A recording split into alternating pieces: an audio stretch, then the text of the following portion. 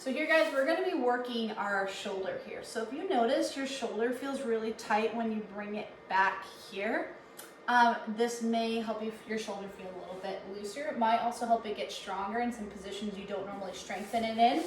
So what we're gonna do is we're gonna lay on our side. I recommend having a pillow or a block or something there to help support your head.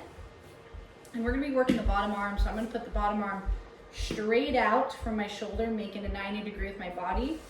Then I'm gonna bring my hips forward, so I'm making a 90-degree angle with my hips. So my legs and my arms should be parallel to each other. Now from here, I'm gonna bend my arm to a 90-degree. I'm gonna point my finger to my waistline. So I'm gonna point my finger to my waistline, and then I'm gonna go rotate towards it. Now notice, this arm does not slide down. This arm stays exactly where it's at, stays right on the ground, and it just rotates like a clock dial. Like I'm taking it from 12 o'clock to, 9 o'clock, or not 9 o'clock, like 10 o'clock. All right, I'm gonna hold this here. You're gonna feel a light stretch pretty deep in your shoulder.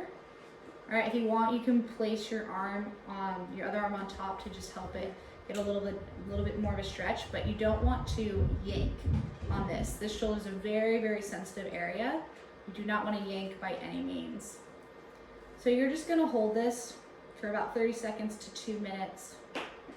The longer you hold, right, the more of a stretch you're gonna be getting into, getting your body in more of a parasympathetic or relaxed state. Then let's say those 30 seconds went by. I'm gonna stay in this position. I'm gonna keep this hand here, and I'm gonna apply 10% of my effort into unrotating. So if my hand was not here, my arm would go up like this. I'm pressing into my hand. I'm gonna take a deep breath in, sending my oxygen to my abdomen. And I'm going 30% effort now. You may notice when you take those breaths, guys, it allows you to press a little harder while leveraging strength from your entire body and not just relying on that joint. Let's go 50% effort. The shoulder's super sensitive, so increasing by 20% every about 5-ish seconds may be a bit much. You can stop at 50. If you want to go more, up to 70 or max ability, then that's okay too. We're gonna hold that here, and now I'm gonna lift my hand, and now I'm gonna try and rotate further to the ground. So I'm gonna try and rotate closer to the ground. Keeping this elbow down, rotating closer, holding this for 15 seconds, trying to rotate down, still rotate down, and rest. Breathe.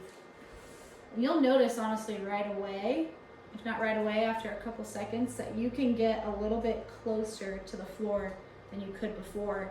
And you can get there by moving there, not just pressing your arm there, right? Because that's the goal, is active range of motion.